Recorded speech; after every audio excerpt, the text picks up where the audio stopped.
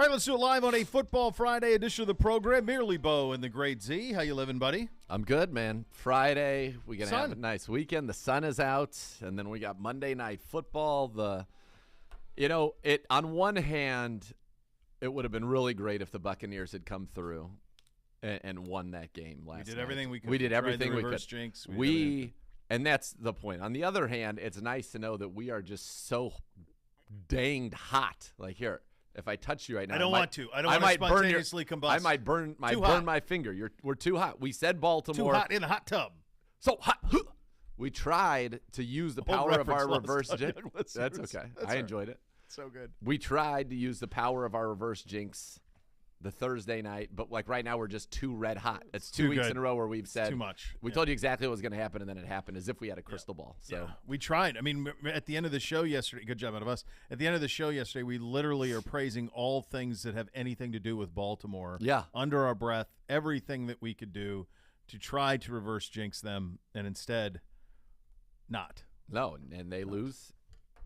Tom's personal life is taking a turn.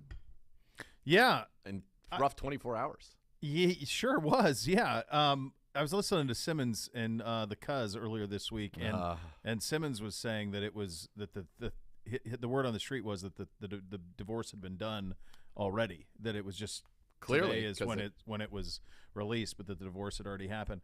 Obviously, we have no business being in his business on any of that. So you release a statement, and that's the end of it from that standpoint. People taking victory laps about it is so strange to me. I don't understand why. Yeah, I don't either. He does seem like a guy who would like a do-over, like in the last year.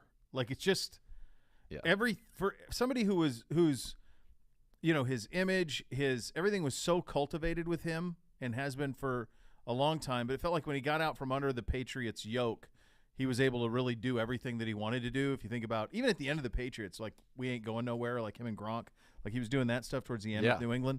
So you started to get a little bit more of his personality, but then with the Bucs, he really got to be, I think, everything that kind of he wanted to be, or true to himself or whatever. But you go back to the Combine, and at that time he was retired, and it was kind of a big deal. Like they make a big deal about his retirement. He was retired.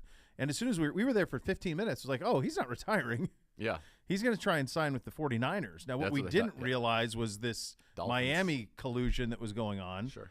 And then you wonder, like, if he had signed there, like, is the ripple effect of that, of the marriage, does that save his personal life? Like, the whole thing is crazy in retrospect. He really should have retired. He was never more likable than the first year with Tampa. Doing all those videos. Gronk comes back. They win the Super Bowl together. Yeah. You have the epic boat parade where he is wasted, tossing the trophy around. Yeah. He's never been more seemingly human, likable, relatable. He should have walked away right there.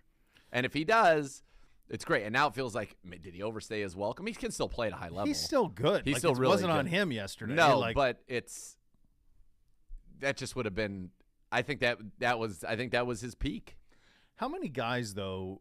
There aren't that many that get to do that. Like Elway, but he did had that. the chance. He had the Elway chance. Yeah. It's interesting. Like Manning did that, but Manning wasn't great when he won the Super Bowl. But I think when people remember, when they think back on the fact that his last game was a Super Bowl win, I don't know that people connect the dots that actually that was when his arm was falling off. He won with his mind. Right. People weren't, and he wasn't even really. He was pretty bad that last year in Denver. Really bad. At one point, Brock Osweiler took him to the playoffs. Yeah, and then he came in and saved the day, and they don't win the Super Bowl with Osweiler, clearly. Obviously. But Manning was able to, I don't know if, give the shoulder rest, whatever. I think most people, when they think of Manning winning in Denver, they think that he was like what he was the first couple of years in Denver, and he really wasn't. So there's very few that get to walk out that way. Most have this awkward dance at the end, and the NFL's littered with Emmitt Smith and the Cardinals, and these like Johnny Unitas playing for the Chargers, and Joe Namath playing for the Rams. Like those things happen. Favre had the one year with the Vikings where he took him to the NFC Championship game through the pick, but then the next year he came back and was dreadful. So it just when it feels like when it ends, it ends. Brady's not dreadful. That's the one thing. Like he's definitely not. No, not at all. You just wonder, like, if he had that decision over again, what would he do if he was confronted with that? I was reading something our good friend Jimmy Tranius was saying about just kind of the media coverage and how people are kind of like pumped that the guy who's won 7 championships, that his like personal life is in disarray. Maybe it makes people feel like, all right, he doesn't have everything. Not everything's going good. He also made the point that like the criticisms of Russell Westbrook right now seem so mean and personal for a guy that has been, his teammates have always liked him. He seemed to be a relatively good Westbrook guy. or Wilson? Westbrook, not Wilson. Wilson. Okay, Westbrook. Russell Westbrook. Yeah. Like that guy, and people are. He mentioned him, and then Simmons. Now Ben Simmons has done a lot of strange things, I think, that have added to it. But like Russell Westbrook is just, for a while, was a triple-double machine, and as everybody likes him, that he plays with. Everybody, I think that that's what's so weird, that people are just killing that guy. I think what's happened is what we all want, or I think what most want, is they want. I think when you look back on Westbrook, that you look back and you say, this is a guy. There was always this whisper that this was a guy who stat chased, that was his primary focus. And I think what I think the general public wants, and why you're seeing that negativity towards Westbrook, is he's clearly not the same player and hasn't been for a while, and yet he is unwilling to change. He's a competitor, only going to be, I think. But he's unwilling to say, like, I can't shoot. I really suck offensively, and yet I'm going to continue to shoot from all over the perimeter, over and over and over again. And we want them to be like, okay, how else can I help? That's the thing. And that's a hard thing. That's a tough thing for a lot of these guys to do.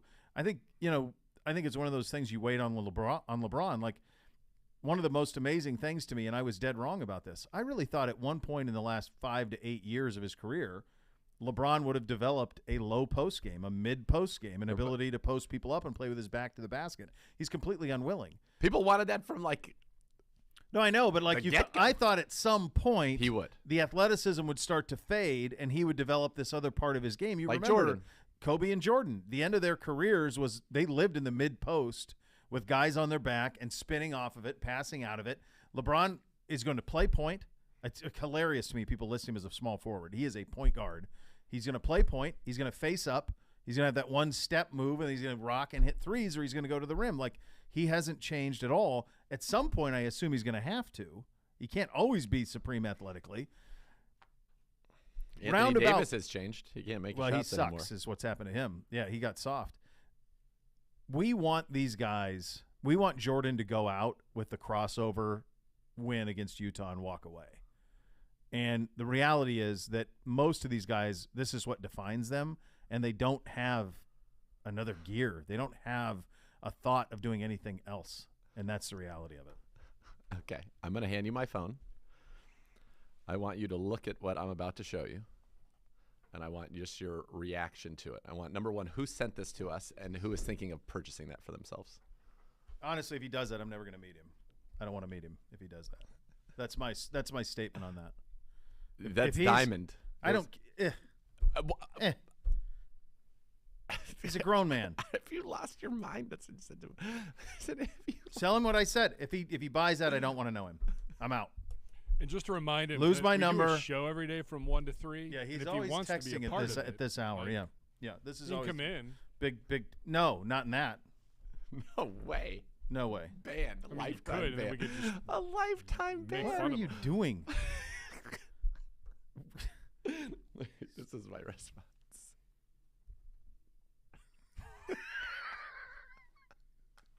What is he doing? Like, what are your thoughts? It would make me question everything about him. Are you nuts? Baltimore moves to 5-3. We've got to win. Sucks. Well, it got easier for us because Jamar Chase is out 4 to 6 weeks. We found this out yesterday afternoon. He will obviously miss the game on Monday night with a lingering hip injury. I was talking to Ben Baby about this, who covers the Bengals at ESPN. Fantastic name, fantastic human.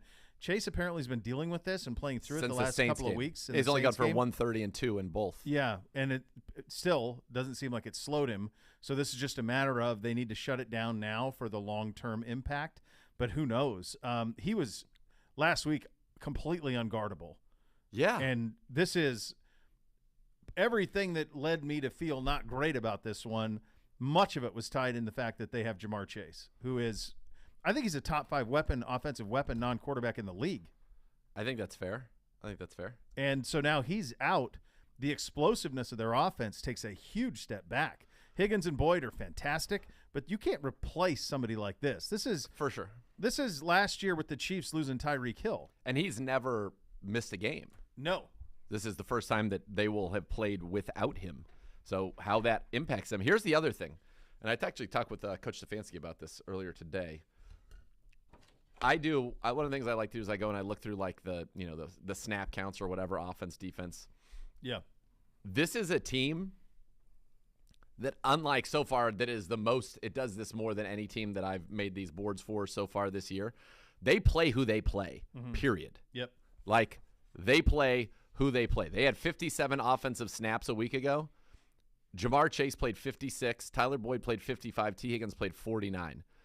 They had a couple other receivers who played like the most was 4 snaps, Mike Thomas, who now is going to fill in for Jamar Chase. But Mike Thomas is the 4th leading wide receiver on their team. He has 2 catches for 38 yards on the season. Yeah. They're like Madden. They play their dudes. Yeah. They're not rotating. We're not rotating. We're not getting These into guys packages. Are going out, no. That's it. Yeah. These guys are going out. They don't play with 2 tight ends. They had 57 snaps. Remember I said that? Hayden Hurst plays 40. The second tight end played 17. Yeah. I mean, that's what they do. And then defensively, it's basically the same as well. Sam Hubbard plays about every snap. Trey Hendrickson plays about every snap. B.J. Hill plays about every snap. And then they move some other guys around at the other nose tackle position. But their secondary, both corners, both safeties played every snap. There are 2 main linebackers, and their nickel corner play basically every snap. It's a unique thing. So for a team that's playing 98% 11 personnel, for a team that's throwing the ball out of the shotgun 88% of the time, and 83% of those are straight dropbacks, like, they're not going to change. So you're basically you're going to get the same offense, except it goes from Jamar Chase to Michael D. Thomas, who in his career, and he's in his 7th season, his career he has 30 catches, 366 yards, and 1 touchdown. They got Stanley Morgan, 5 catches, 29 yards in his career. Trent Taylor, but he's a slot, 5'8" guy, used to be with the Niners, but they're not going to play him. It's wild. Like, this is a wild. I think it's like us losing Nick Chubb. But at least we have Kareem and I understand Dearness. they have really good receivers. It might even be bigger, honest It's like us losing Amari.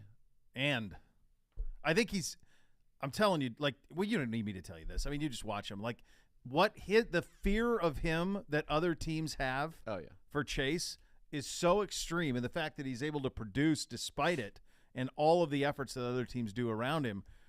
I mean, he is off the roof, off the top with that dude. He's a lightning bolt when he catches it in space trying to tackle him, and now they don't have it. It's a critical loss for them. The Amari one might be fine for us because it's, we don't have that type of we don't have that type of the depth that they have at receiver. The other 2 are really good. Boyd's awesome. Higgins is awesome. It's just Chase is on another level, and so the ability to beat them jumps up a notch with him out for sure. Yeah, no doubt. I was trying to see if it's been affected yet in the line. So far, it doesn't look like it. Wasn't it 3 yesterday? They were favored by 3? 3.5. Okay, so it moved a half point. It's 3 today. So, yeah, there you go. I mean, he's like, the thing is, like, the first player that you would take off of our team that would affect us the most would be Miles. That'd be the first person. For them, it would be Joe Burrow. Yeah. Second for them would be Chase, and then probably second for us it'd probably be Nick Chubb. Yeah. Even though we still have competent backups. Yeah. It's the combination of things. It would be like if we didn't have Kareem and we lost Nick. Like, we love Dearness, but it's a different type of player entirely. Sure. And so that's a big deal. I can't believe the way that he performed last week, because you never would have known it. He ran away from people over and over again in that game against Atlanta. The Ravens did get the win last night, 27-22 over the Bucs. Justin Tucker, who hit the game winner, I mean, it was merely 30 yards. He probably could have kicked it left-footed. Was on the plane, and they had a little bit of fun at Russell Wilson's expense. Let's have a listen. Talk to us a little bit, J-Tuck. I mean, what do you want to know? What are we doing on the plane ride back home? I heard Lamar's leading us in high knees. Ravens flock, let's fly. Unlimited. But we gotta play him. We respect him. Yes. We like him. Yes. All right. Ravens flock, let's fly. Lamar's doing high knees. I love it. Jeez. But, do you see Russ yesterday? He's impervious to jet lag. No. Because he's flown so much. He's impervious to it. Doesn't affect him at all. That's what he says? Yeah. Okay. Every press conference. Look, dude, you can be a weirdo when you win, that you can be all the weirdo you want to be? Like, is it possible that just because he was in Seattle for so long, nobody realized? Well, Like, it's such an outpost. Well, no. Yeah, for sure. But it's such an outpost that they just don't get the coverage on a daily basis that maybe. people But notice? I mean, it's the NFL. It's the biggest sport, and he was a quarterback for a perennial Super Bowl team. I just think it's so far. It's so far to get out there for like people on this coast, like people that are running the talking head shows and the debate shows. That maybe we all missed it. I don't know if people out there missed it or not, but every time he talks, it's certainly is strange. There is no game for us on Sunday. We will wait till Monday. So while we will have the scores and some of the other things, we will have over-unders and those things to look forward to on Monday's program. Yes, Mr. Zagura. Also, just a quick bit of news for the Browns. They have signed long snapper Charlie Hewlett to a 4-year extension with the largest signing bonus ever for a long snapper, $865,000, the largest guarantee and largest overall value for a long snapper in NFL history. So congrats. One of my favorite Charlie things Hewlett. to do at camp was watch Charlie put the ball in that automatic snapper over and over and That's over right. and Sit over on a and medicine over. ball. Yeah, I like that a lot. It's a good job. A good man and thorough. We'll go around the league, get you set for what should be a fun weekend in the National Football League. It is a matchup day, our offense versus their defense and vice versa. You'll hear from both coordinators on the program. And, of course, the scores, as it is a Football Friday edition. We're off and running Cleveland Browns Daily, brought to you by Bally Bet on 850 ESPN Cleveland.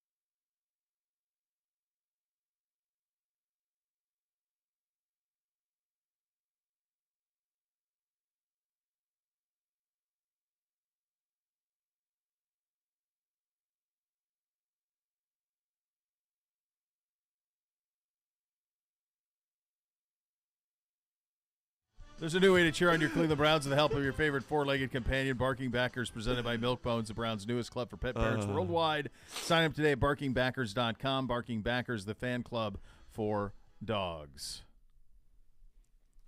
If you're a grown man wearing a dog tag, you do not have access to my Buckeye picks. You're not getting it. It's not happening. It's just a rule. By the way, just a rule. He tried to play it off like he was, what about the chain? No, the video that was sent was even like, does this look like somebody who's trying to accentuate the chain to you? No. Does that look like they're showing you the chain? No, they're not. He's trying to bail, and then acknowledges he already has one. It's ridiculous. He's better than that. He's a better man than that. More thorough.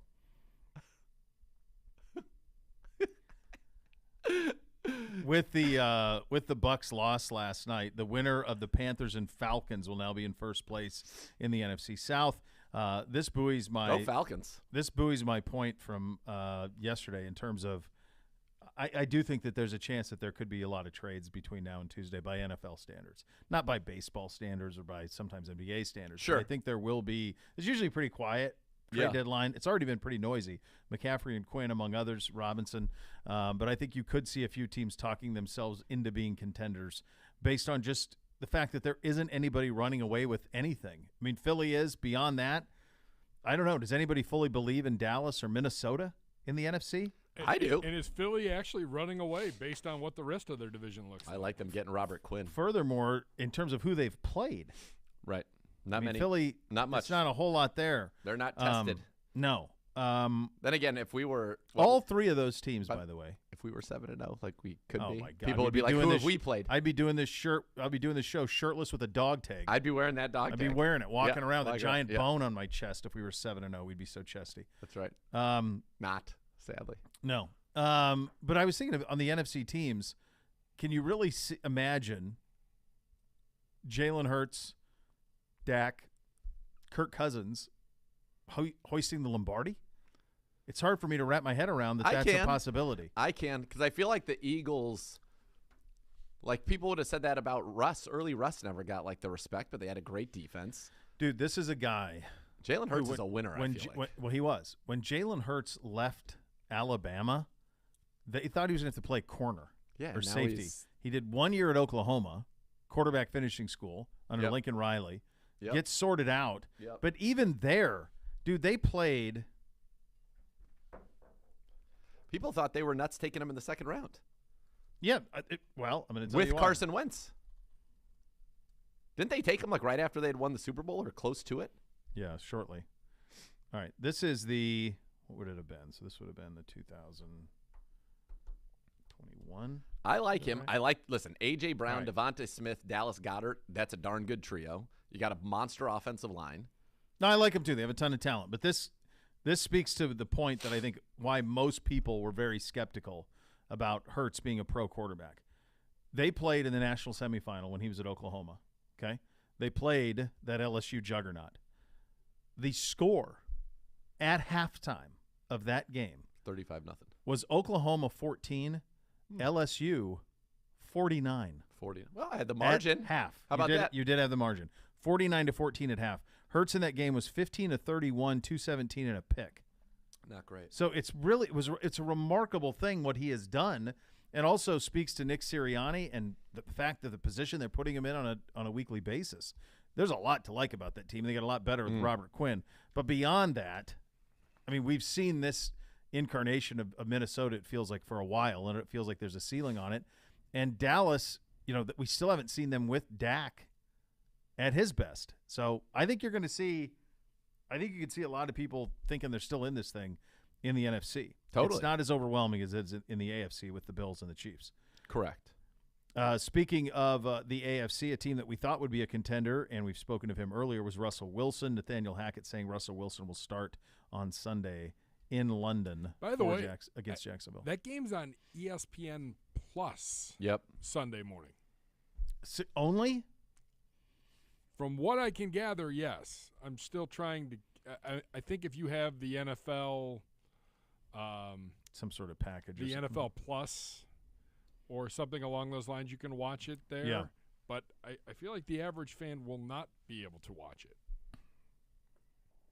Well, if you have the ESPN Plus is a pretty good deal too. I mean, you get all the insider stuff. Correct. You get the I've got that. you get basically every college basketball or college football game that is broadcast. Like I can watch Montana State stuff with ESPN Plus every week. You also can do the bundle with Disney Plus and Hulu, and so that's like sure. There's quite a bit of value in that one. How do you guys approach the London games? I like it when we're on the road because it gives us something to like have on in the booth before the games because it is a long time until the game actually kicks off. Yeah. But I'm not like gonna where I would wake up to watch the Open Championship. Sure. I'm not going to wake up to watch this game. If it's close in the fourth quarter, I'll put it I'm on. I'll have home. who's in it? Denver and Jacksonville. Yeah. I just traded away Travis Etienne. I have no interest in this game. I honestly oftentimes forget that they're even on. Yeah. The Until Vikings like noon, one was then good. I'm like, oh, I forgot there's a game. That's when we always were in have it Atlanta, on, right? so. That was Atlanta. Yeah. Vikings Saints. That was a good game. That was fun to watch. Yeah, Yeah, it's hard to no. believe that you grew up that way with the NFL at 9 a.m. 10-1, baby. Yeah, 10-1. Yeah, and I then was 11 and 5:20. It was great. Oh my God, it was the best. I loved it. Couldn't get enough of it. Fantastic. Mountain does a good job of the 2 with 11. That's a nice way to start. 11 and 2. You get both of those, so it'll be Russ in that one. The World Series starts tonight. Did you even know? No, I didn't until this morning. One of my little dudes who's on the show with me, he's a big baseball guy, and he's like, I said, well, it's Saturday. I'm going to watch. I was going through like my college football Saturday plan of the games I'm going to watch. And I said, I'm going to watch. These two will be fun in prime time, a lot of points scored. He goes, well, and if they're not, you can flip it over and watch the World Series. I said, come again. So they're playing. Can I guess who's in it? Please. I think. Well, you have a pretty good deal. You were following the Guards as they made their run. Right. So I think I have it then because then the Yankees got swept by the Astros. Yep. Good job. Okay, and then on the other side, Bryce I'm Ron Harper, Burgundy? Phillies. Yeah, you got it. Nailed it. But I couldn't tell you who the Phillies even beat. Padres? Yep. Because they knocked off the Dodgers, who won 111 games, and were. So it's Phillies, Astros. So there hasn't been one Real good series barn burner coming here. other than our series with the Yankees. There has not been one good series. Who's the favorite? Beats me, man. Give it. You tell me. Probably the Astros would be by hunch. I would. So they're think good the even Astros- without stealing signs. I guess. Yeah. I mean, I think they won close to 100 games. I said that not even remotely emphatically. I mean, the Phillies were third in their own division, were they not? Astros went 106 and 56. Oh yeah, they're a squad then. And the Phillies went 87 and 75. Jeez. Yeah, both the Mets and the Braves were ahead of them in their own division. Yeah, but it was like the Phillies, like the 16. So they were the Indians last at the wild times. card team? The Phillies were the last wild card team? Yeah, because they knocked off my Cardinals. Yeah. There you go. Yeah, wild. Absolutely wild stuff. So they're playing, are you guys aware of this? They're playing tonight and tomorrow. They're skipping Sunday. Then they're going. Moved it. Yeah. Then they're going Monday, Tuesday, Wednesday. Skipping Thursday. Then they're going Friday, Saturday if it goes 7. So they're one day off, and then they're playing 3 straight days. We're going to take on college football. Yeah. No, you're not. No, you're not. No, I you're don't think you will. I'll be interested. There's not the only thing that'll save him is there's not the college football Saturday night is Michigan State at Michigan. Awful. There's Ole Miss at A&M, and there's one more SEC game that's kind of fun, but that it's not great. When the Big Ten put together this week, they were thinking this was going to be a home run. This is Ohio State, Penn State, Michigan State. Yeah. Like, this is a big weekend. Not so much. Here's what they did. Big Ten had this is Fox's grandmaster plan. So what Fox did, Fox's plan with this, with Big Noon and all of it is, we want you to stay on Fox all day. So they've got Ohio State, Penn State at noon. They've got a 3:30 game on Fox. It might be Oklahoma State, K-State, which are both ranked. So they will go Ohio State, Penn State, and Oklahoma State, K-State into that game. Their thinking is you stay on Fox from noon all the way through. All day long. The flaw in that, the fly in that ointment is I don't think any of those fans are the same. No one's going to sit there other than a sport bar and just leave it on all day. all day. Yeah. Oklahoma State, Kansas State's at 3:30. Yeah. But Ohio State is a 15-point. I thought it was 18. It was 15 and a half. Is it now 15? 15. So it's come down a little bit. Penn State has covered against them more often than not under James Franklin. Michigan's a 23-point favorite Saturday night. They should be. Michigan State's trash. Yeah. here's a couple crazy things about the Buckeyes and Nittany Lions. This is the last hostile environment Ohio State will play in until the 4th week next year at Notre Dame. So they go at Penn State tomorrow. Yeah. Then they go at Northwestern, which will be a home game. Then they go Indiana at home. Yeah. And then they go to Maryland, which will be a split environment at best for Maryland. More likely than not, more Buckeyes than Terps. Then they'll play at home against Michigan, Big Ten championship. They'll very likely will be the overall 1 seed, in which case they'll play in the Fiesta Bowl, which Ohio State fans crush the Fiesta Bowl, and it's split the rest of the way. So even in a national championship game, which is in, I believe, L.A. this year, that's a split allegiance situation. No matter, Ohio State will outdraw anybody. They will not play a hostile environment. It's this one next year, end of September at Notre Dame. That's it. And they haven't played in one hostile environment this year. They went to Michigan State. There's a ton of Buckeyes there. Yeah. Is it true the reporting, or was it somebody just making something up, that Harbaugh was told if he loses to Michigan State, he's getting bought out? No, I don't. They're undefeated. Yeah, they're undefeated. They're ranked 4th. That's what I thought. Is that from Pendant Boy? No, somebody sent it on one of our group chats. Yeah. Oh yeah, no. It didn't make sense to me. No, they were, because I remember when I guessed the top beat Ohio teams. State last year. They're ranked 4th in the country. He was in the college football playoff. Yeah. Now he's not going to lose to them. He'll beat them, and I think he'll beat them bad because they suck. National championship game January 9th, SoFi. Yeah. So Los Angeles. that's the way that thing will go. Is you'll play New Year's Eve night. So they're going to the 15.5-point favorite. The Final Four, the first game of the Final Four is New Year's Eve night in Tempe. Yeah. Why do they do that? It's awful. We're going to be in Maryland. I think they were trying to. They don't want to go up against the NFL. The NFL's Sunday, right? No. It's New Year's Eve. No, I know. Yeah, the night of New Year's Eve. New Year's Day is Sunday, right? Yes, Yeah. we're in Washington. Correct. So the college football didn't want to go head-to-head with the NFL on New Year's Day, so they went New Year's Eve instead. And I think it's a huge mistake to do it because you do not – I know Friday's not a big night, but at that point at time of the year, couldn't they have Friday night all to themselves? That would have been far smarter than going New Year's Eve. Or even Thursday night, because is that our last game, or it's our second to last game? Are there Thursday night games that late in the season? Stand by. Week 16? Yeah. If they're going to do Saturday on New Year's Eve, then they got to – I would play the second game at like 7 o'clock. Or even – play them like in the afternoon and then at 7. Like even when 12 I was and 4. In 2014, when I was there down in New Orleans, that was on New Year's Eve. I'm almost certain. And it was like the game – that was on Fox at that time, I think. Or maybe it was ESPN. I can't remember. It was already ESPN. It was ESPN. But like that was an 8 whatever kick. It's like 12:30, but you get out of there. It's like the bottles have popped and yeah, it's just ridiculous. So, last Thursday night game is Thursday, December 29th, week 17. So that is that week then. But they could have had Friday all to themselves. Yeah, they could have Friday night, or they could have done the other option would have been Monday. Is there a Monday nighter? College football's just allergic to Friday night. They simply will not put. But isn't high school over then? Friday night. Yeah, high school is long over. They don't ever want to. They don't ever want to go against high school. Yeah. Well, that's fine, but there's no, that time no of high year. Yeah, there's no high school. There's just no point in having people not watching the game who are going to be at New Year's parties. Correct. Yeah. Maybe they feel people just throw them on the background of every New Year's Eve party. But maybe, I mean, but what? like, yeah, that's not what you want. You want an attentive audience, and you're not going to get it. Why don't they do just like or do 12 and 4? I think you could split the thread the needle a little bit. 1 and 5. Yeah, something like that. 1 to 5 or 2 and 6. I mean, that gives you kind of both. Yeah. To where you're wrapping up. The problem is anybody who's like at a New Year's Eve party with dinner and stuff, you're in the middle of all of that. Totally. It's ridiculous. Absurd. Yeah. It's all right. I'll be in a bar watching it. We'll be in D.C. for New Year's. Did you guys have your reservations locked in? Yeah. For where you're eating? We don't. Yeah, I would get those. I don't need to go anywhere fancy. I'm not saying. I'm just saying like you want to have a meal. No, you like your McDonald's on Christmas. Do you run that back on New Year's Eve too? No. I mean, I'll find a hole in the wall.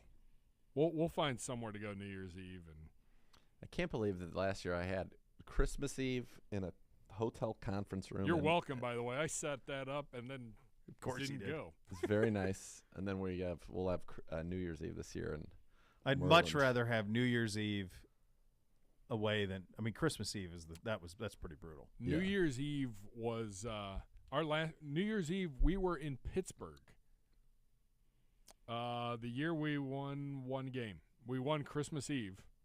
That was here against the Chargers. And then we went on the road to Pittsburgh. I think that's right. Yes. Yes, it is right. But we had New Year's Eve, and we were in Pittsburgh. And I was like, well, this is great. I drove in the morning. It's like 10 o'clock at night, and I was like, I'm going to bed. Yeah, I'm not enough. dealing with this. I'm not done. I don't even want I haven't made the ball drop in years. I'm dead tired. I always make the ball drop. I love it. It's great fun. Yeah, you don't have three little humans who get up at 5:30 no matter what. Why don't you go hang out with 2 definitely not. Chains and you Yeah, guys can celebrate the ball drop together. 2 Chains. Imagine him.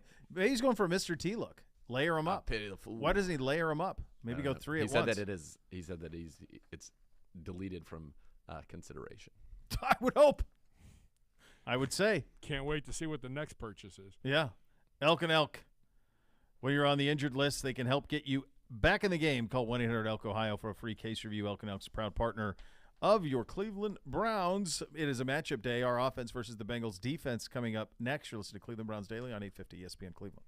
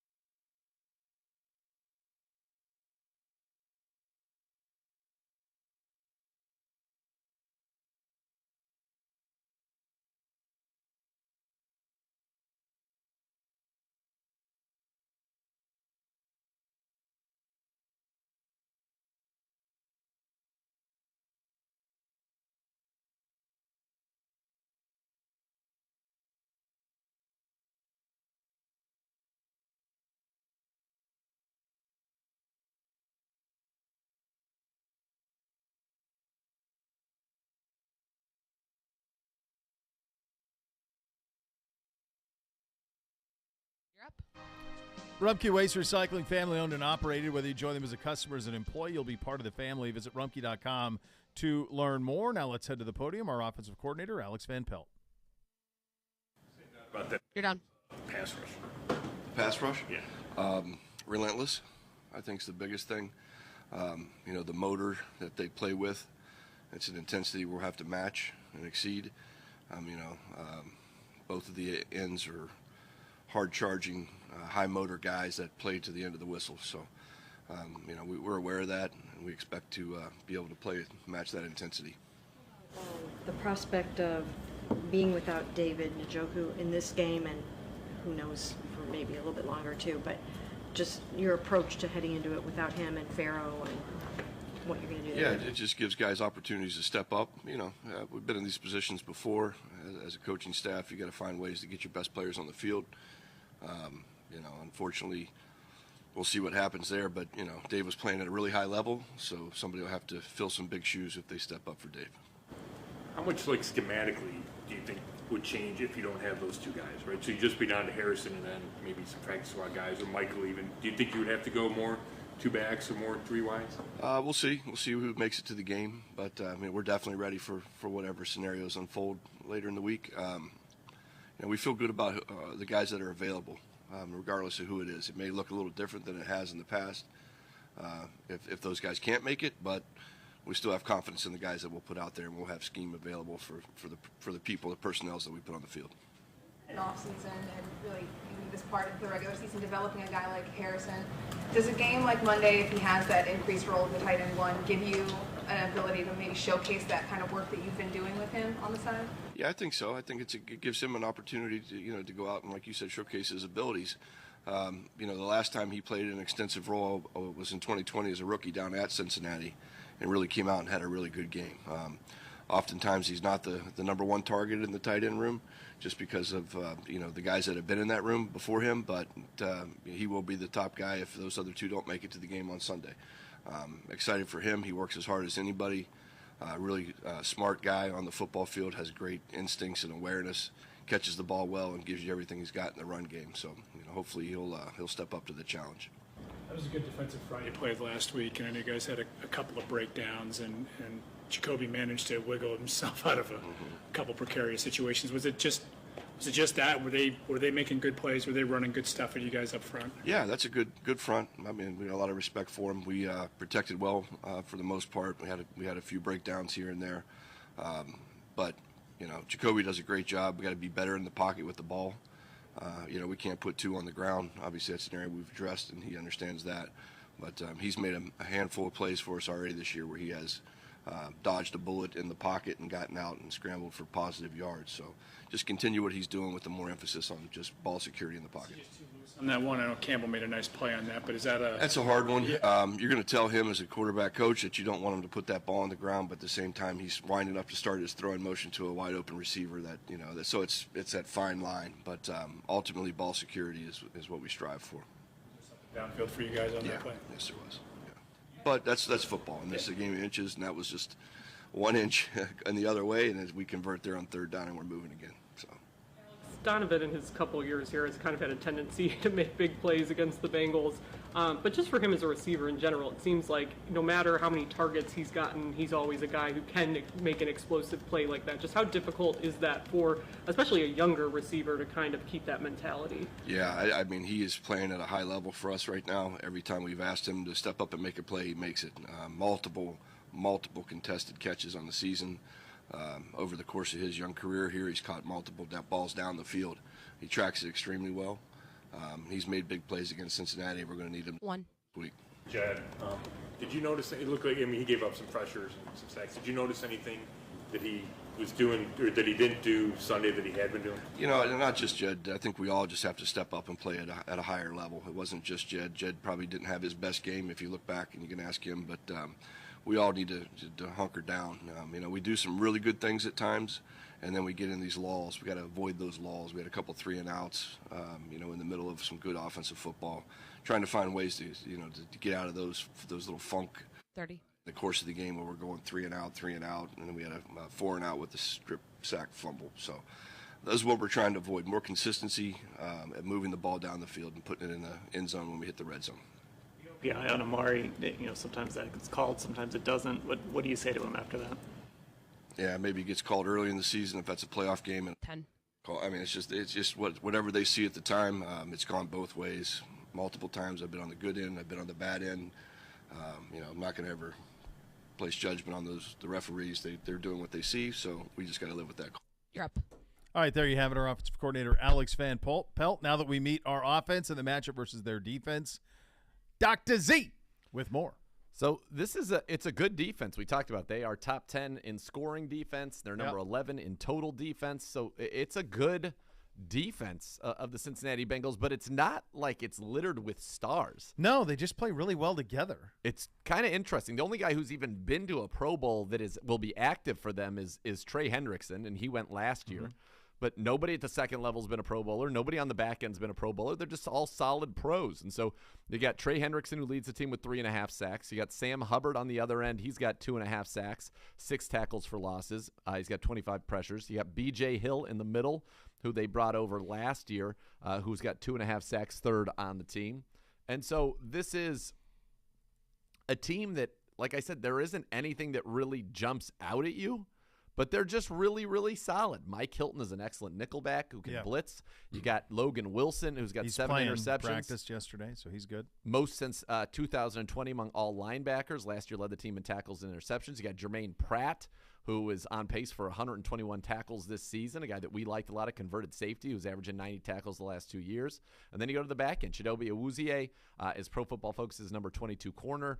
Von Bell's got 4 turnovers forced already this year, 3 picks and a forced fumble. He's having a great season. Jesse Bates is a guy that's always considered, a perennial elite type player, even though he's never played in a Pro Bowl. And then Eli Apple, who's probably their weakest link on their team on defense, and he's a former first-round pick out of Ohio State. So it's not a lot of, huge names. The guy that they are without right now is DJ Reader, who's an elite defensive tackle, but they just know how to play. They know how to get it done, and so far it's a team that has not allowed a touchdown in the second half of games, the only team that hasn't allowed one this year.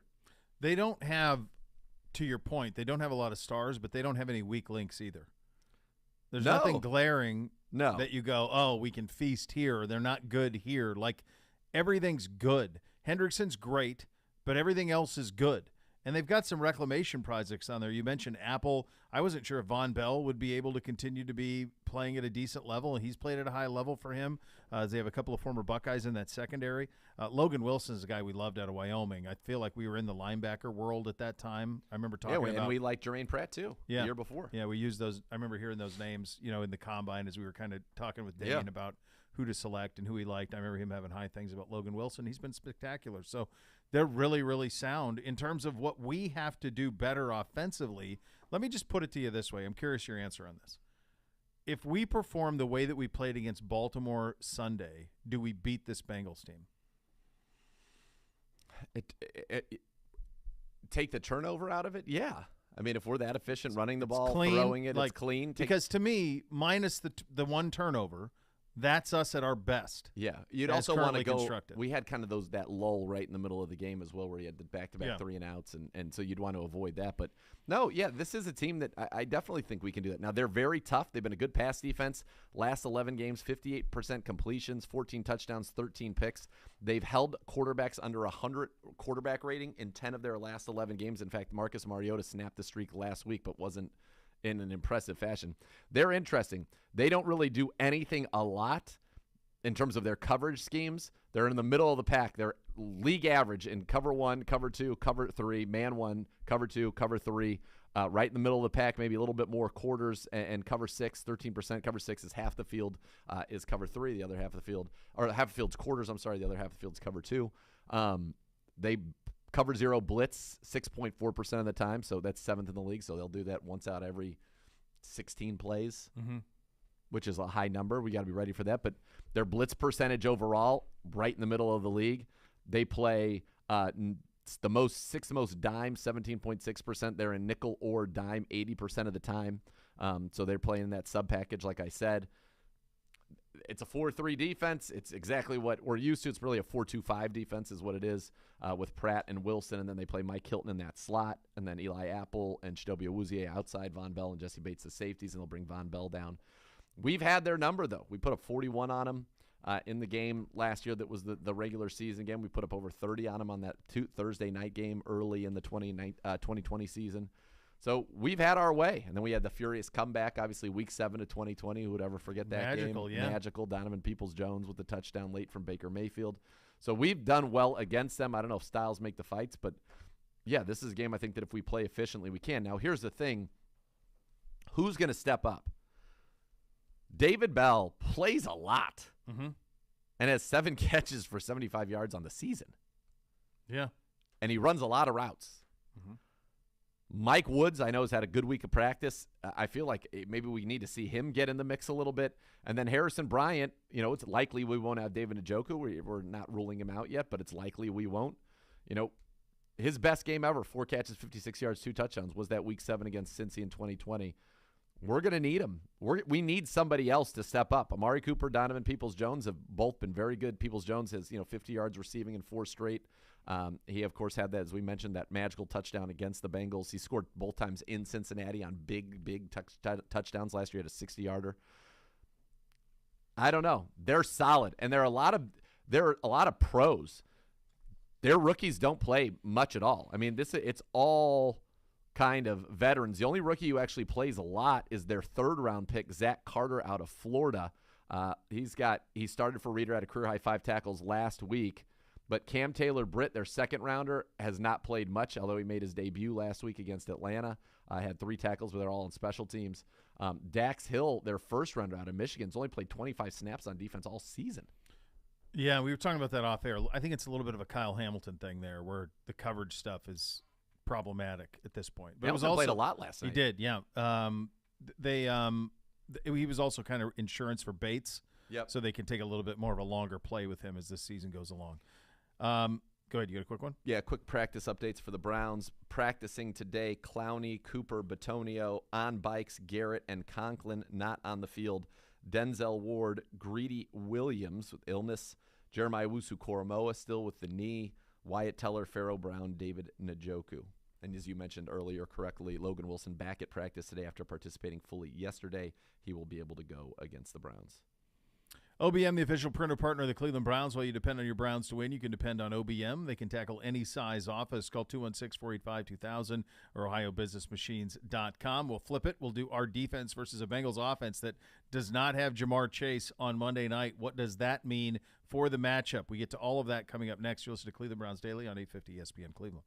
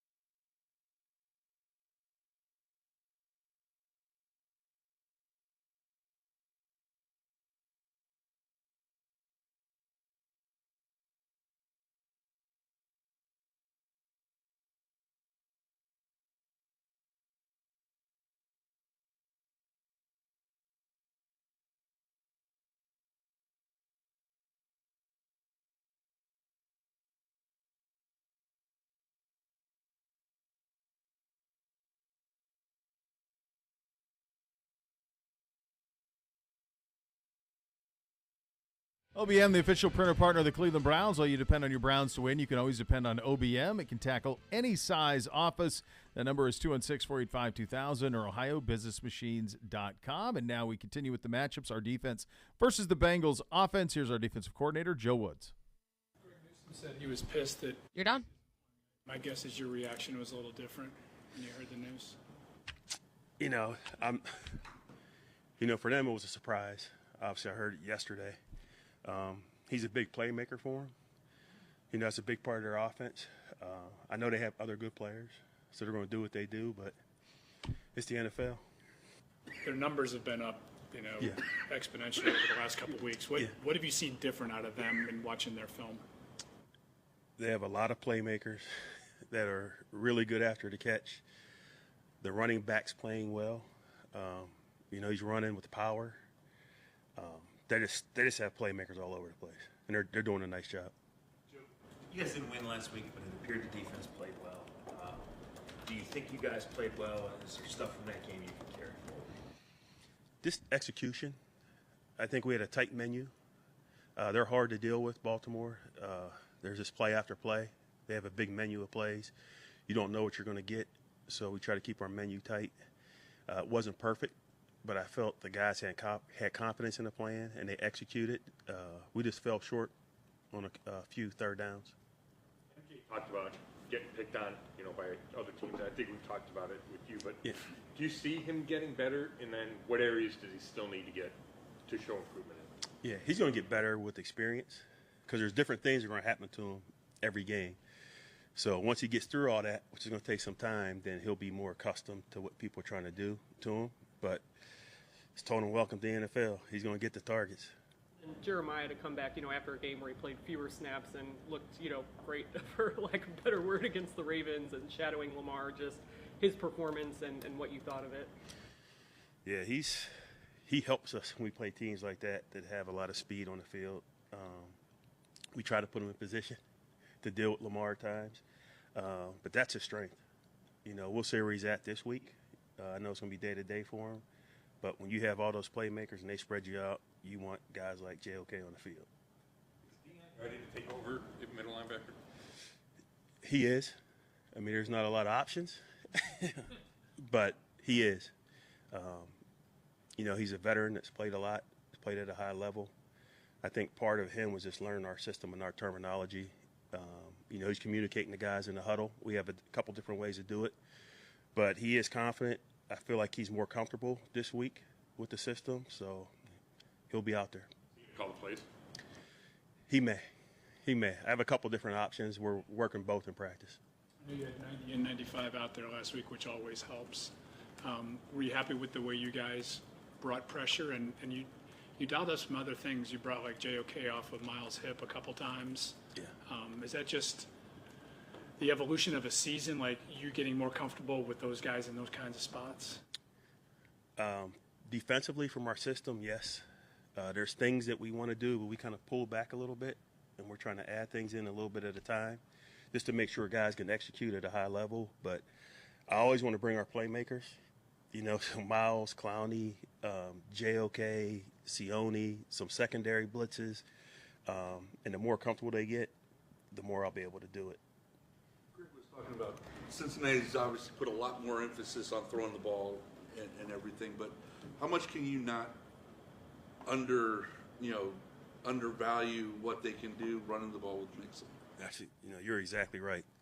The last two games, as you said, they're going to more shotgun. There was more empty the last two games, but they might come out and run it 40 times. So we're trying to prepare for everything, and we try to do that every week. So with our experience playing against them, I think we have a good feel of what they're capable of doing, but we're trying to mix in a little bit of everything this week. What kind of challenge is it with Burrow, the fact that he gets it out of his hands so fast sometimes, but also he can hang on to it and extend plays and then throw deep? Yeah, we want to be in tight coverage if he's getting rid of it quickly, and if he holds on to it, we definitely want to try to affect him, with pressure. But that's why, he's playing at such a high level now. You'll know based on the route, based on pressures, you can't hit him. So you got to try to mix in a little bit of coverage, try to make him hold it. But he can scramble, 30. Big runs, but he's playing really good. It's going to be hard to deal with.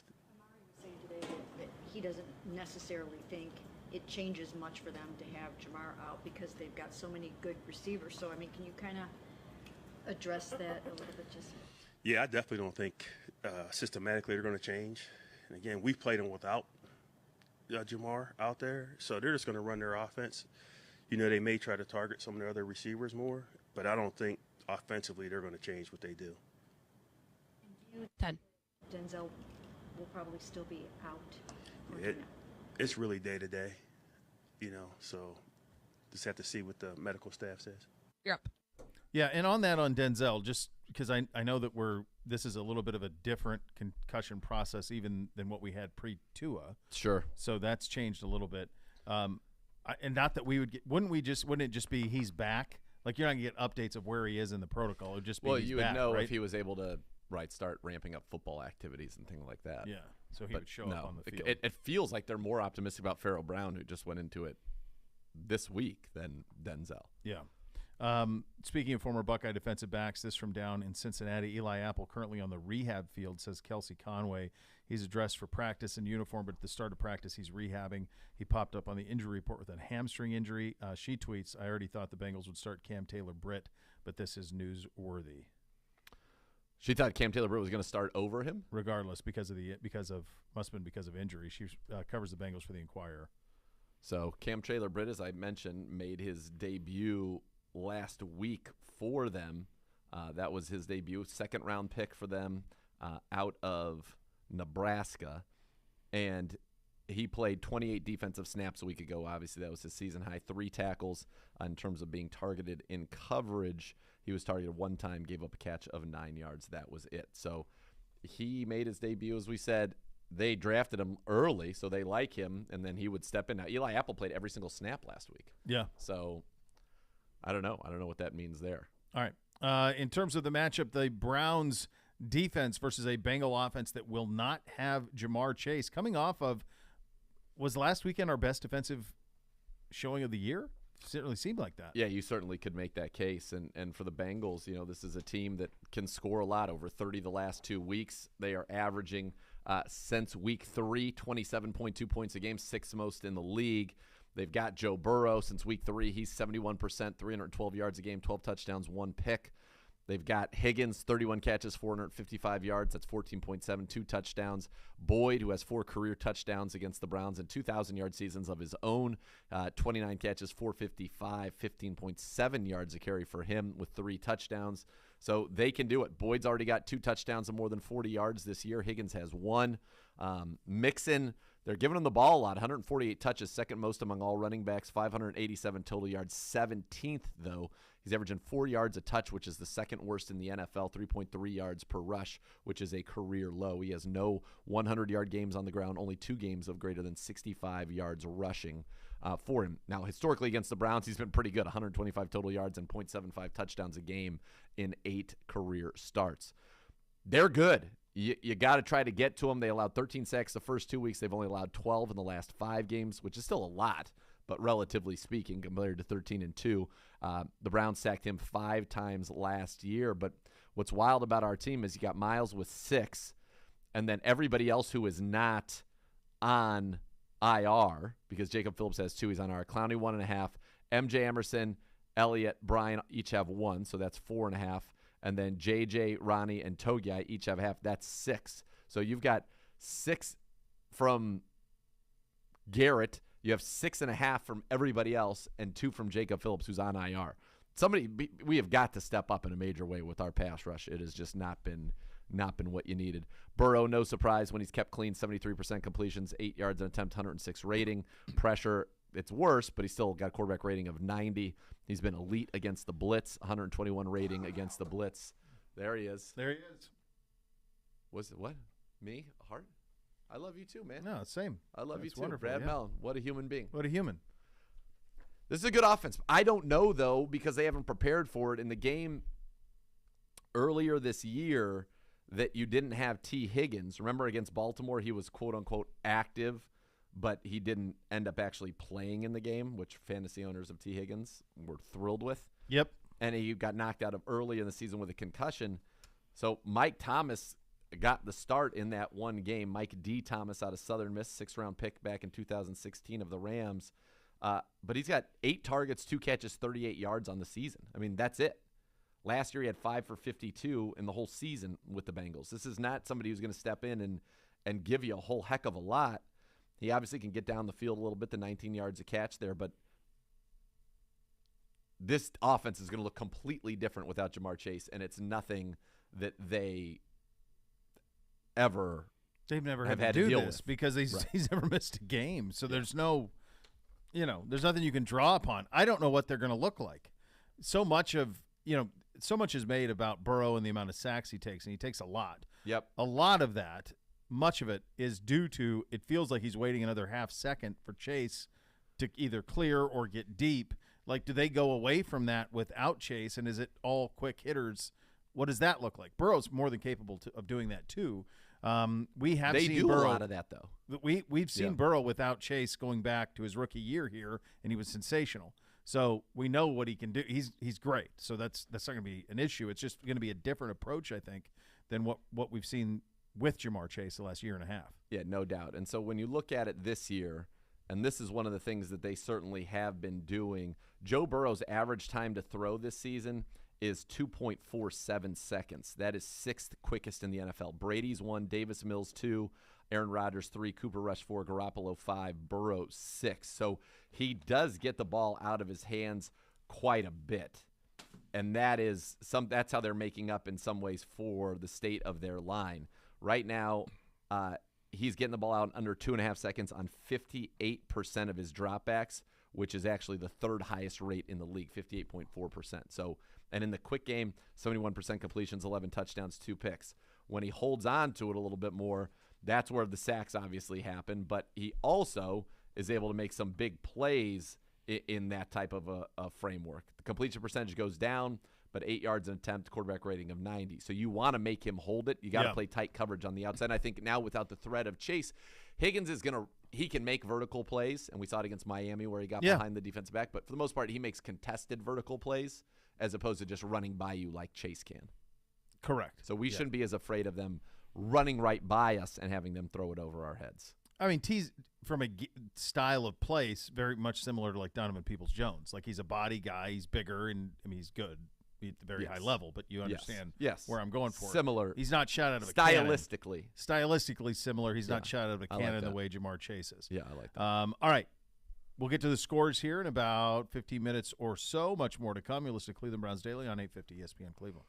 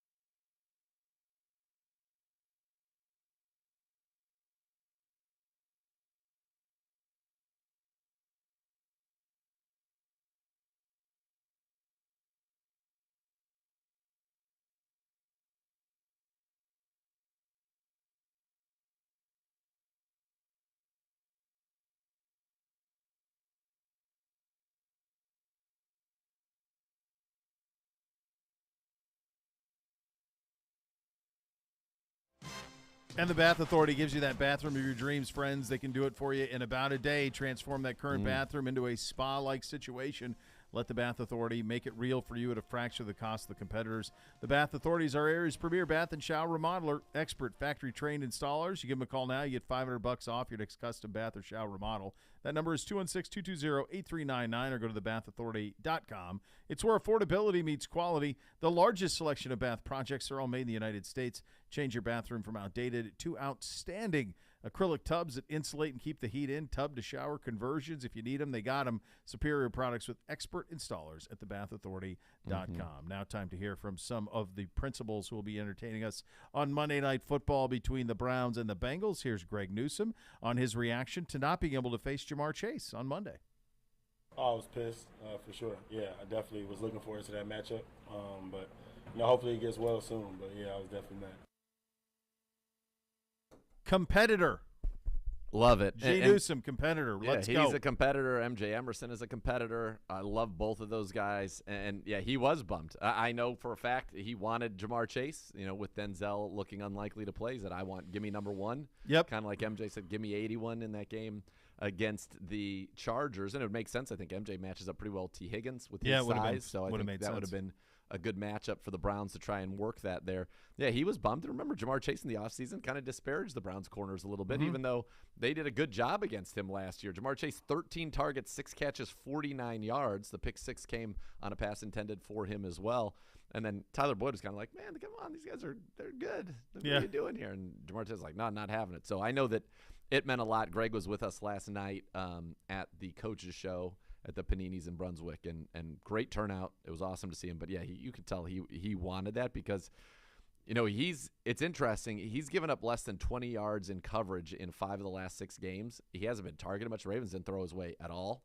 And when you play the Bengals, one of the things he's excited about, like even without Jamar, they're going to throw the ball. Yes, they are, and they'll spread it around. They're going to throw the ball. So he's excited to get that work. But I think he wanted an opportunity to kind of – I think he looked at it as a chance to make a statement for himself that, yeah, I can hang with these guys. I can hang with the elite in the game. There's a reason they say, like, corner is like an island, right? It's two-part. Number one, you're out there. It's you versus man if you're in man coverage. But the other thing is you can run around and not see anybody for a long time too. Yep. And not have much to do. Yep. And that's something that – and that means you're great in a lot of instances. That's perhaps, respect, yeah. Yeah, it really is. They just have not thrown his way much. Amari Cooper was also asked on the Bengals losing Jamar Chase and the impact it has on their offense. Here's Amari. I don't think it changes much for them. I mean, I think all those guys had like 100 yards last week, so they probably consider their receivers like 1A, 1B, 1C, so I don't think it changes much for them. The problem is they don't have a 1D, a 2A, 3A, 4A, and so that is where it becomes He's just answering it to answer. Well, of course he's like, why are you asking me? I play receiver. I haven't watched any of their offensive tape. I've watched their defensive tape. Right. What do you want from me? I don't. Not appropriate. MJ Emerson on the thoughts of Joe Hayden, who's retiring as a Brown this weekend, being honored on Monday night. Growing up in Florida, I was a Florida Gators fan, so I seen a lot of his college tape, and yeah, he's a big influence, on me playing cornerback. And Joe Hayden, he's a great player. So yeah, a lot of people didn't really know that, but yeah, I look up to Joe Hayden. Oh, that's very cool, the synergy of that. And he's wearing 23. Yeah. So hopefully he makes a play in 23 while we honor Joe Hayden on Monday night. That would be awesome.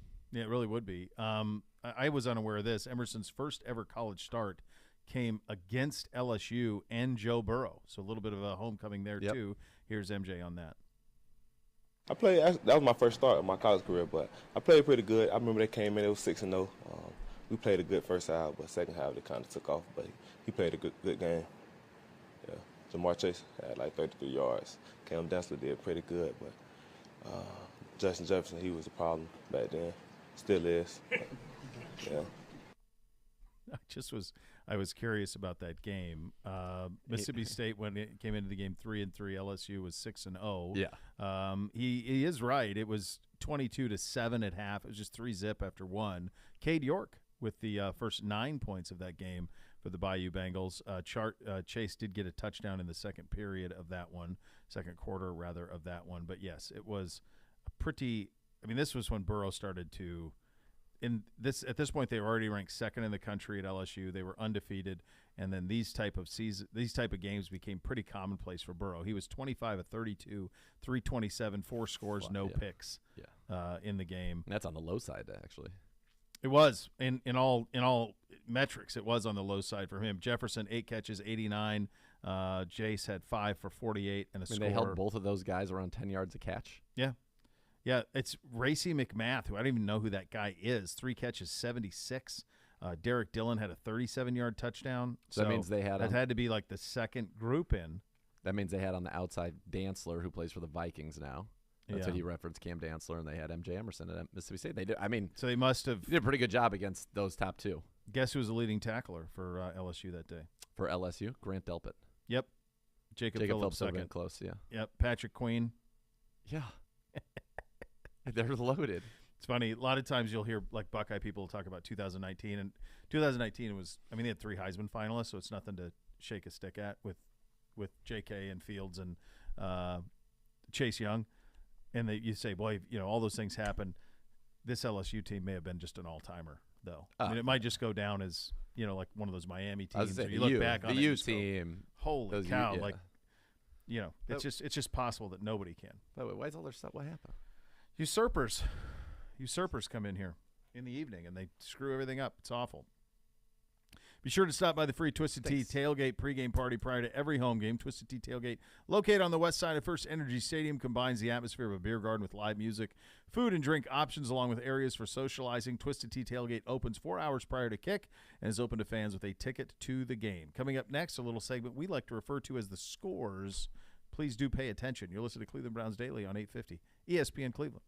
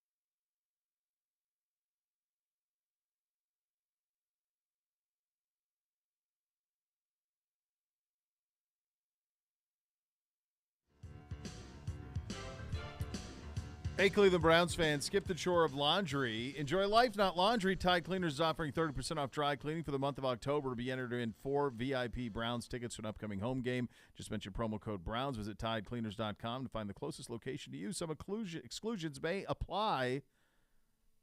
Time for the scores. Hello, Gibby. Welcome to Week 8. Zagura? Yes. Give us the nitty-gritty. 9-5 for both of us last week. I had the Bengals right, and that was one of our splits. You had the Giants right over the Jags in one of our splits. You had Vegas over Houston correct in one of our splits. And then on Monday night, I got the Bears. And that's how we end up there at 9-5 apiece. What a time to be alive. 38 games over 500 combined for the two of us. 24-14, loving life, feeling good. And actually, we've already won on Thursday night. Put your hands together. Let us hear it. Thank you. Ladies and gentlemen. Now that our helmets are off. Let them know how you feel. No. Bathing in victories. I mean, it's really it was what like the end of Breakfast Club when he gives this. That's great. Just random walking across a football field. Does he win? Does he win the day? I don't know. It feels like so he's got detention forever. Like that's not going to change. He'll be there every Saturday. I guess he got to make out with Molly Ringwald. Is that the win? Feels overrated, honestly. Honestly, I agree. I mean, he's locked into Saturdays for the rest of the year. If not an expulsion coming soon, I think. Well, right. By the way, if you're the principal, aren't you like, I don't want to spend every Saturday with this kid. Why does he want to be there all the time? Yeah. Just kick him out of school, man. Right. Yeah. Feels like that's where we're going. Eliminate that's where we're headed. Distractions. Yeah. Come on. Week 8 in the National Football League, and away we go. Sunday morning, 9:30 a.m., Jacksonville. They are the home team playing host to Russell Wilson and the Denver Broncos. The Broncos 2-5, Jacksonville 2-5. Denver's lost 4 in a row. Jacksonville has lost 4 in a row. Zagura, away we go on Week 8. I don't get jet lag. Broncos country. Let's ride. Ravens flock. Let's fly. He doesn't get high knees. High knees. He doesn't get jet lagged. No, he's impervious. Doesn't drop a deuce either. He's apparently, feeling it today. Only twice a week. Twice a week. That's it. Needs the padding. That's what he said. His words, not mine. I know, it's insane. It's the most crazy thing ever. Insane. What are you taking? Broncos country, Denver, 20. Jags $1 billion. Hate them. Jags. Bishop. This is like. This is a Princess Bride. I cannot choose this team, and therefore I must choose that team. But then I cannot choose that team because I must choose this team. Both these teams suck, and I don't understand why. Come on, man. Can it really go? Can it continue to go this bad? Broncos 9, Jaguars 6. Wow. Ugh. I hate it's that. Gross. It's a gross game. That's not the tone setter you need Listen, for Sunday. No, it's not. By the way, like I really was optimistic about the Jaguars this year. I mean, they go to the Chargers, slump them, smoked them, 38-10. Yeah, you think maybe there's something. Keep it going a little bit, no. And then like the Broncos situation is baffling. It's baffling. All right, guys. Up next, I feel like this should be a 4:00 game, but it's a 1:00 game. Arizona traveling east, but not all the way east, to the Midwest. What's the Midwest? No idea. But it's Minnesota. I don't have a problem with your statement at all, Gibby. Thank you. Vikings 5-1. Midwest is too big of a portion of this country. It's just it's the Mid-East. Well, the Mid-East is something that's never talked about. We are in the Mid-East. We're not Midwest. We're in the Eastern time zone. They call it the Midwest. Correct. It's outrageous. It's ridiculous. Yeah, no, it's the Mid-East. Yeah, it's the Mid-East. They have it lead us wrong. off because I don't The Midwest would be like the Dakotas. Right, if It's got to stop on the Dakota-Montana line, and then it's got to go east of Colorado, because that's the West. Right, that is the West. Right. If you are a state that the Rocky Mountains go through, West. Yes, that's the rule. Everything side, else, the basins off of that, right? Yeah, that's Midwest, and then it transitions into Mid-East at some point, yes. which is where we are. Correct, and then the East, and then we are in the Eastern time zone. There is an Eastern, a Central, and a Western. That's correct. Not to mention Mountain. That's right. I just feel like this game should be a 4. There's no way we're in the Midwest. Doesn't make any sense. Vikings Neither does that. By $1 billion off the bye. Woo!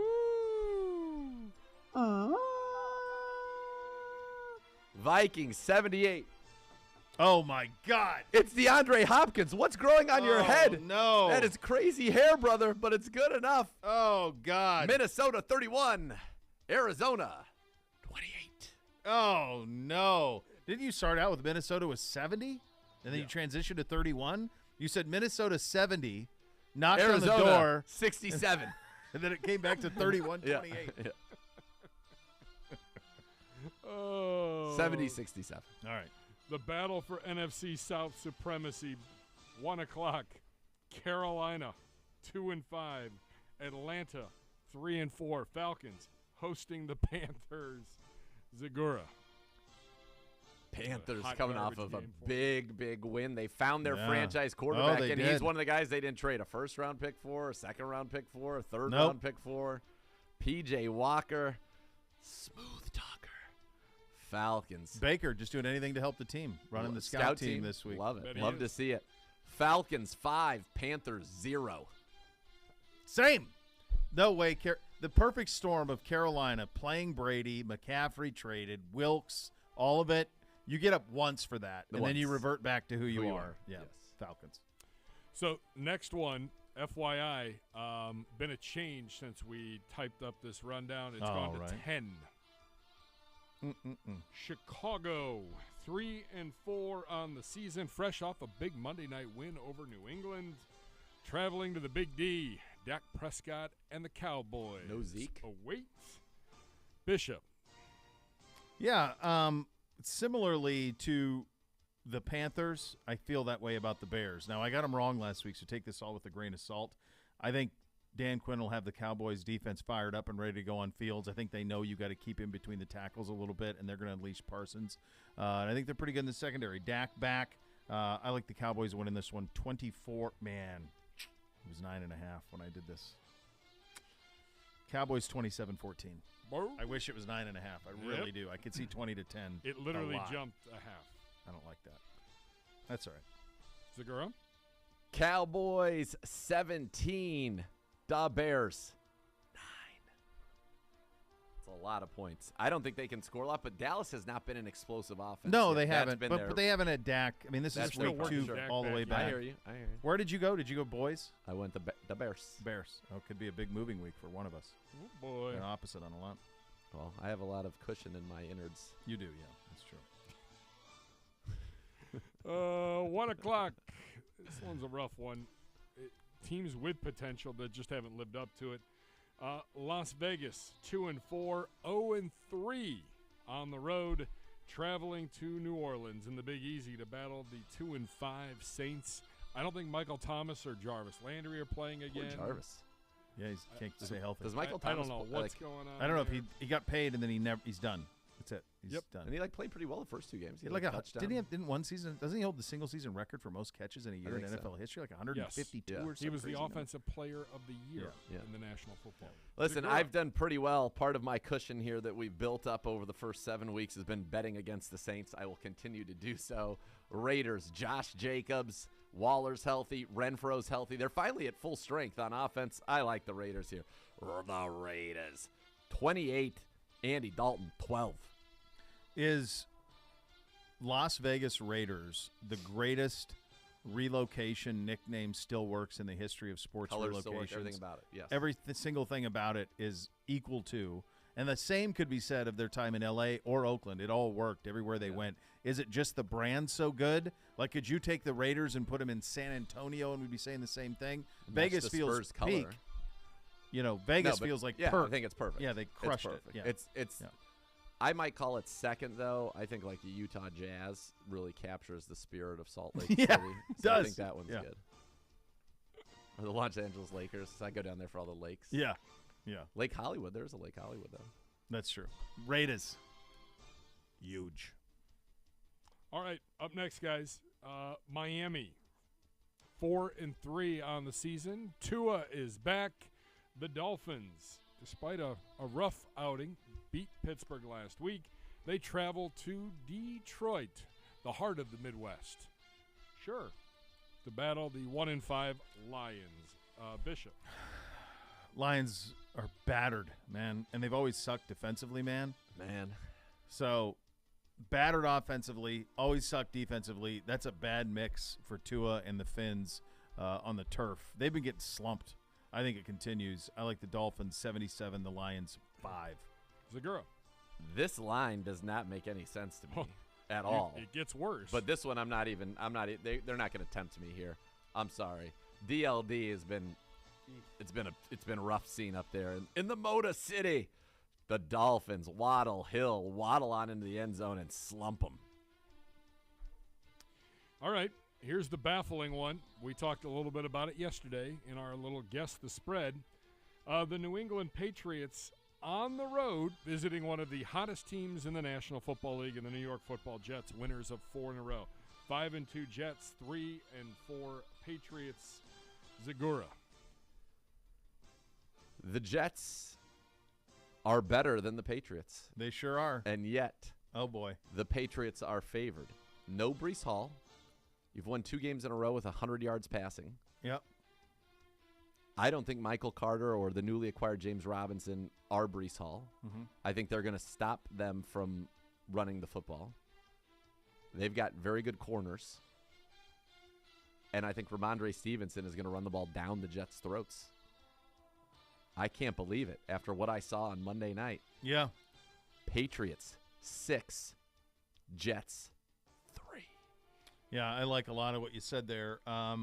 The one thing that I keep coming back to, though, and I rode this with Baltimore over Tampa Bay, is sometimes at some point we have to get to a point where we understand that these guys aren't what they used to be with Belichick and Brady, and been riding that with Brady for a while with Tampa, and gonna Why ride didn't it work against us, though? Yeah, I don't know. I can't make any damn sense of that. I'm with you, though. I have the Patriots winning this one 10-9. Okay. Same, but different. Different. All right. Well, here's another interesting one for you in terms of a number. Probably it is the second biggest number of the week. Pukers visiting the undefeated Philadelphia Eagles, the battle for Pennsylvania supremacy. Bishop. Yeah, this Eagles team is a juggernaut on their hands, and I think Pittsburgh isn't. So I like the Eagles rather largely here, 31-14. Eagles are up 40. Oh God. Oh no. Not Kenny Pickett. Nope. Kenny Pickett coming Kenny on Pickett? down. Does he know where the he's back got- door is with you his got hands? Gloves? His You got hands some are so small. Can he even turn the handle? That's why he's wearing gloves. He's got stick 'em? Pickens. Yeah, He's got exactly. Newmans. Some Old pair of Newmans, old Newmans. school. And Some they're there, cutters. and he looks to the end zone, and Robert Quinn smacks him Let's down. go. Let's Eagles go. 40, Steelers 0. Let's go. To the AFC South we go. The first place Tennessee Titans at 4-2 on the road, visiting the 1-4-1 Houston Texans. Zagura. Is Tannehill playing? Is Yeah, something going he's on with practiced. Tannehill? He's practiced. I think he came back yesterday. He wasn't out there today, and don't- he's officially questionable for Week 8. I'm not overthinking this. Like, this line don't doesn't think make it's sense gonna to matter me. if he I plays don't. or I'm doesn't. not overthinking Malik it. Willis debut. Yeah, Titans ram it. Huge. I'm not gonna. Hold on. Did you? I'm not gonna do the opposite. Why is this so low? It should be bigger. I'm not. Like, sometimes it just doesn't Just make go any with sense. it. Yeah. Did you happen to notice? Did you guys happen to notice We have that 3 last minutes night left they in did a 40. promo for the Thursday night game, which next week is Eagles Texans? Yep. And the Oh. whole promo was "Fly Eagles Fly." They didn't even reference the Texans in the promo. It was a promo for the Eagles are going to be on Thursday Night Football. No mention of the mention opponent. of yeah. Singing "Fly Eagles Fly" like the theme song was playing, and then at the end you saw the graphic. Eagles against Texans next week. I did as see if that, they yeah. didn't exist. Why? Unbelievable did they think, advertising. At what point did they think that was going to be a good game? I know you got to put every team on Thursday night. I have no But idea. at what I guarantee point? you, that's gonna be a classic Al performance, though. Oh. Yeah. All right. To the NFC we go. A little cross-division matchup. The New York Football Giants, 6-1. Back to the West Coast they go. Geno Smith and this first place Seattle Seahawks. No DK Metcalf. No Metcalf in this one. Nope. Correct. Bishop. Nope, but it doesn't matter. This is according another. to the This is a. prognosticator. This is a mind-boggling line. Mm-hmm. God, I would never bet this in the real world ever. I have no. So last week you had a line just like this, and you were adamant, resolute about the G-men. You took them, and it was no problem. I know. But this week you don't feel resolute. It's like, how often can you do that? It reminds me of kind of the Falcons thing. Like, can they really beat the spread every week? Yeah. Can they? Gino. By 4. See, I just. Kenneth Walker. I like Kenneth Walker a Little lot. run game, little Gino. No DK Metcalf, though. No bueno. I don't know. I don't think know. that's bueno. I don't think that's good. Doesn't feel Kenneth like it. Walker is great. So New York would have gone to Jacksonville, right? Because they Yeah. had Dogs, and then all the way across the country to Seattle. I don't know. I would never bet this. Seahawks 21, G-men 20. All right, we got 90 seconds, 3 Tons of time. games. 49ers, Rams, little NFC West. Pedro Spumoni. Nerd, watch me drink my coffee. Nerd, Jimmy G's terrible. Nerd, they drop all the passes. Nerd, we're awful. Nerd, Niners are going to win, though. By 2. Yep, same. Final game before not Pedro comes to town. Yeah, and by the way, he's supposed to on Friday. I was like, hey, do you want to go out to dinner after you get here on Friday? We were invited to go to his cool dining experience. Mm-hmm. And he's already like, I don't know if we're going to make our connection. I don't. It's like, what are you doing? 10 days. It's a long time. 10 days. I'm ready kids. for it. Let's go. Let's go. We got his All right. floor all set up. He's ready to go. All right, up next, the commies visiting the Colts, and I don't know, new quarterback for the Colts, and Sam it's the Ellinger commies. versus Tyler Heineke. Boy, Commies win it outright in Indy. Indy's actually one of the worst teams in the league based on where their record is, according to DVOA. I like the Commies going in there and winning. It's all crumbling in Indy. Colts win 22-20. So same. But different. Sunday night foosball. Packers 3-4 on the year, visiting the best team in the National Football League, the Buffalo Bills. 5-1. Bills Mafia is probably already doing table slams in the parking lot. Josh Allen has played 3 times on Sunday Night Football. Not only has he won every time, he's covered every time. This is also, by 2.5 points, the largest dog Aaron Rodgers has ever been in his career. Bills win 27-24. It feels like it's just setting up, though, for a complete I bloodbath for understand. Vegas. You got to go to break, Smalls. Give us your score. Bills 90. Packers 0. Oh, my God. So much more to come. You listen to Cleveland Browns Daily on 850 ESPN Cleveland.